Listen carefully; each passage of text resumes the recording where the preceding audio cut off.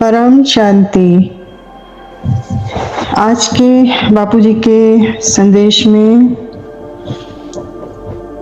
बापूजी कहते हैं, देखो बच्चे, परमात्मा बाप धरा पर आया ही है इस दुख भरी दुनिया को सुख भरी दुनिया बनाने, अर्थात कलयुग को सतयुग बनाने।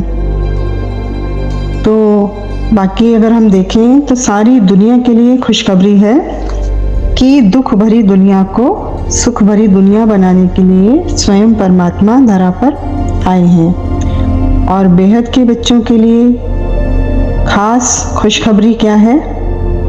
वो खास खुशखबरी है बेहद के बच्चों के लिए कि अति दुख का समय आने से पहले ही बाप अपने बच्चों को पढ़ा, अर्थात ज्ञान और शक्ति दे इस दुख की दुनिया से न्यारा कर देता है।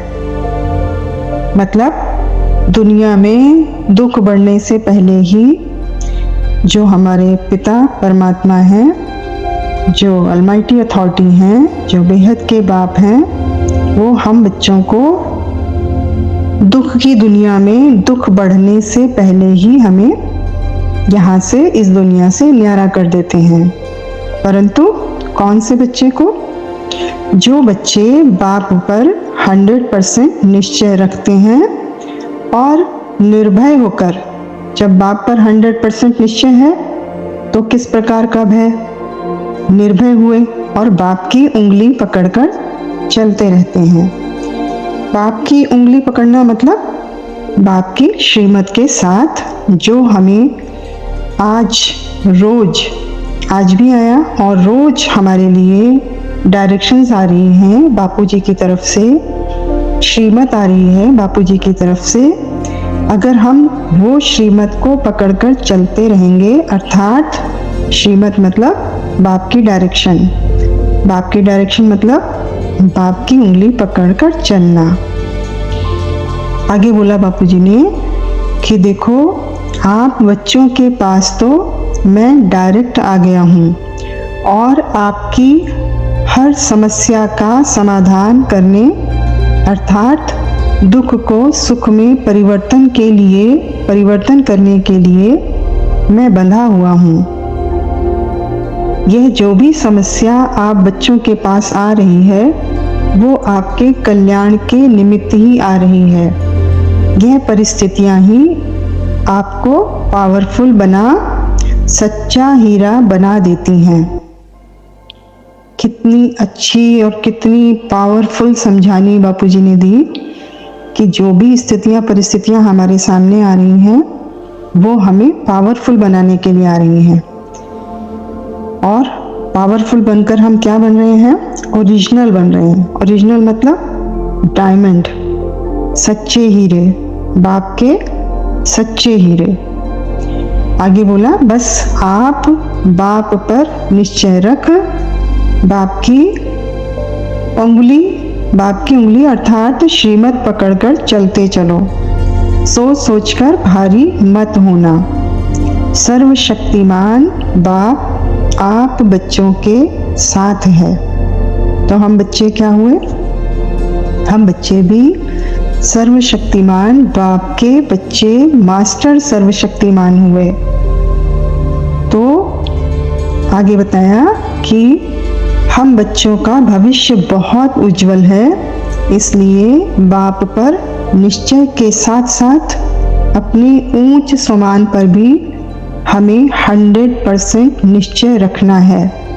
और अगर हम यह निश्चय रखेंगे तो विजय हुई की हुई, मंजिल पर पहुँचे कि पहुँचे। निश्चय बुद्धि विजयंती वाणियों में कहा गया है। निश्चय ही विजय का आधार है। एक संकल्प भी व्यर्थ नहीं होना चाहिए। जैसे कल भी बताया था, क्या, क्यों, कैसे, कब, ये एक संकल्प भी व्यर्थ का नहीं होना चाहिए। तो हम बच्चों के साथ जो कुछ भी हो रहा है उसमें बस कल्याण ही समाया हुआ है। सर्वशक्तिमान यानी हमारे बापूजी, हमारे परमात्मा हमारे क्रिएटर की डायरेक्ट नज़र हम बच्चों पर है, तो हम भी मैं और मेरा करने की बजाय तेरा तेरा करके हल्के रहें और खुशी खुशी आगे बढ़ें। हल्के रहने का हमें एक बहुत आसान तरीका बताया गया कि जो कुछ भी प्रॉब्लम्स आपके चाहे लौकिक जीवन में और चाहे तन में चाहे मन में कहीं भी किसी भी तरह की कोई भी प्रॉब्लम्स हैं, कोई भी जिम्मेदारियां हैं, सब बाप के हवाले करके, जैसे कि आज भी बोला, सब कुछ तेरा तेरा करके हल्के हो जाओ। हल्के हो गए मतलब हम अपने कर्म बंधनों से बच गए, और हम कर्म बंधनों से बच गए तो हम हल्के हुए, और हल्की हल्की आत्मा ही खुशी खुशी आगे बढ़ेगी, और हल्की आत्मा ही ब्राह्मण सो फरिश्ता और फरिश्ता सो बाप समान बनेगी। आगे बोला है कि फिर आपके रास्ते की हर रुकावट खत्म होती जाएगी। यदि घबरा जाओगे फिर बाप का हाथ और साथ दोनों छूट जाएगा। कैसे घबराएंगे हम कि हमारे साथ कोई प्रॉब्लम आती है, तन की, मन की या धन की या समय संबंध, किसी भी तरह की कोई भी प्रॉब्लम आती है, और अगर हम घबरा जाते हैं तो बाप का हाथ और साथ दोनों छूट जाएगा। इसलिए बोला है हिम्मत से चलते चलो, बस थकना मत। थकने का मतलब यहाँ पर क्या है? थकने का मतलब हुआ कि मेरे अंदर व्यर्थ संकल्प आने शुरू हुए। व्यर्थ संकल्प आने का मतलब ही है थकना। थकावट आना अर्थात हार जाना, और संकल्पों से हार खाने वाले व्यक्ति की विजय असंभव है। विजय हमारा जन्म सिद्ध अधिकार है। हमें इसी निश्चय में और इसी नशे में रहना चाहिए। यह कभी नहीं सोचना चाहिए कि किसी भी समस्या का समाधान कब होगा, कैसे होगा, बल्कि हमें हमेशा यह सोचना चाहिए कि हमारा बाप ही जिम्मेवार है। जब भी होगा, जैसे भी होगा, उसमें केवल मेरा ही कल्याण है। यह निश्चय और निश्चिंत अवस्था ही हमें हमारी मंजिल तक पहुंचाएगी।